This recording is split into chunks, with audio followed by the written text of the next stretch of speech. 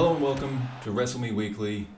We're back with another NWA presentation, but this time it's the New World Order that has put their force behind this show, not the WCW, although of course it is featuring wrestlers that appear on WCW, but as you can see the NWO logo all around the place.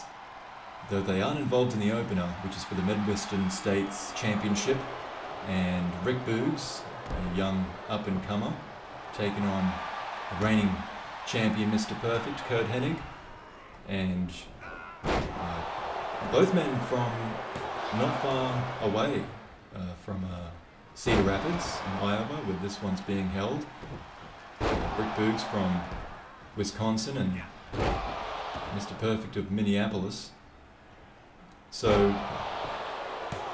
perhaps some family in the stands for this one, for both men, but they put on a clinic of powerful technical wrestling, which is what Mr. Perfect has made this division as champion, and Rick Boogs was up to the task somewhat, just not good enough to take victory. Mr. Perfect retains and remains remains the Midwestern States champion, defending in that territory, the New World Order pay-per-view. Next up, another title match. Brian Kendrick and Cactus Jack. Bit of an odd couple, those two, taking on the reigning national tag team champions, John Moxley and Terry Funk there, putting their titles on the line. And they've made this division their own as well. In very different ways, since defeating the Dudleys in a hardcore style match. They've continued to keep that as the trend for these matches, the style. So this one, tornado tag, no rules. And you see both men with some rather extreme maneuvers on their opponents. So Brian Kendrick, we haven't met him yet on this program, just gets moonsaulted on, was the final cruiserweight champion of WCW before they made that title defunct, and that was about a couple of years before the promotion of WCW went under, or at least was bought out by the NWA.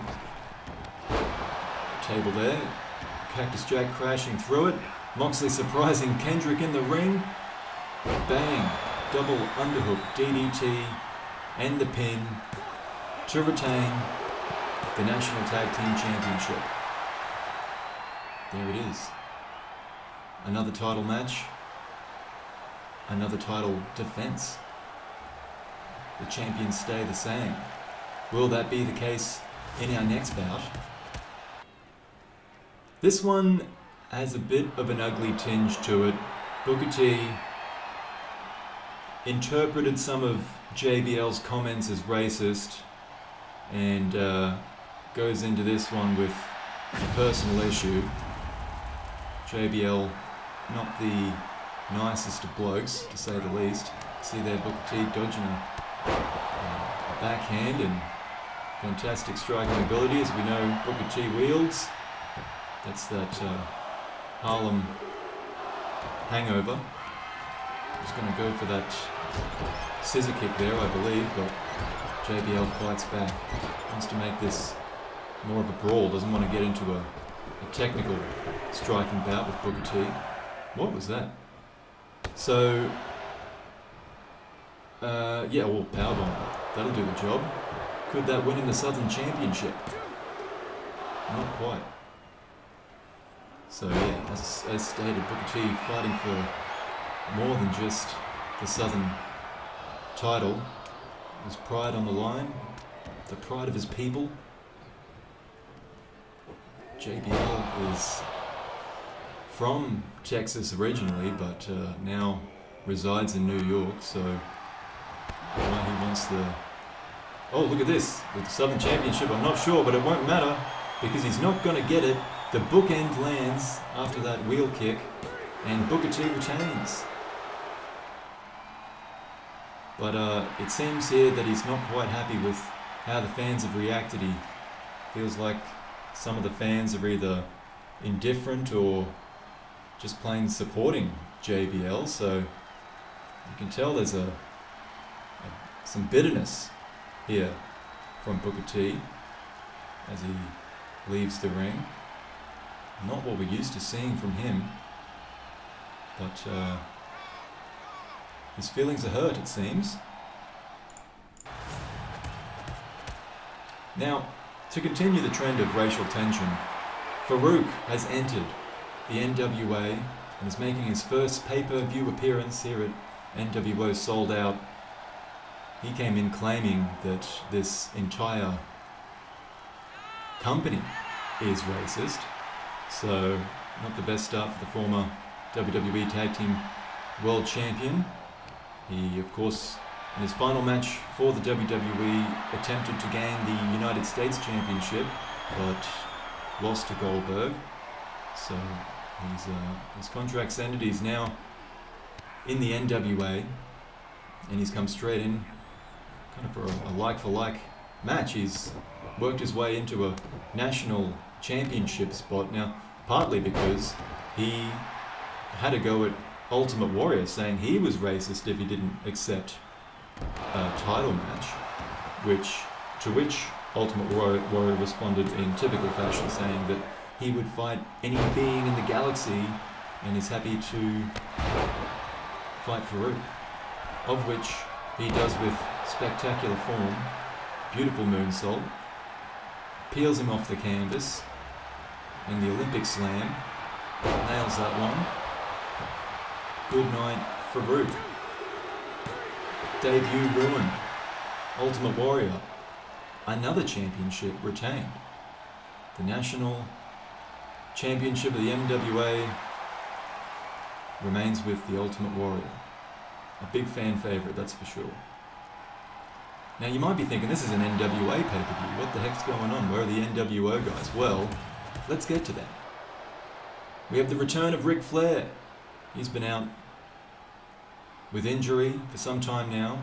He returns alongside his 4 Horsemen brethren, and they take on the NWO guys with a surprise appearance from a man calling himself Syxx. We know him as X-Pac from the WWE, and another one of those strange visions there. But you would have thought I'd caught that in editing, but no, that's strange. So X-Pac and Ric Flair begin. Look at that from Ric Flair, just really kind of showing X-Pac there's levels to this game, or Syxx I should say. Following this match, since we're on the topic, Syxx actually commented on his name, Syxx, and where that came from. He says because it's a 6th member of the NWO, which is curious, because by my count he's number 5, which means either he can't count, or the NWO have someone waiting in the wings. But who knows? Perhaps we'll see. Here's the big men going at it. Kevin Nash and Vader. Kevin Nash trying to take out as many guys as he can, and that didn't work out well for him. Vader was the one to take the pinfall in the title match that won the Outsiders, Nash and Hall, the NWA World Tag Team Championships. So the Horsemen certainly interested in getting that back. But in the meantime, something else actually notable about this match, and of Syxx in particular, was that Corbin was meant to be in this match, the former 4 Horseman. But he very heelishly pulled out of the match and said that there's a ready-made replacement, and to the surprise Syxx from the WWE, now with the NWA of course. And so no appearance from Corbin, which upset the Horsemen. Of course they want their hands on him for double-crossing them. We've got the switchblade elbow here from Hall on Flair.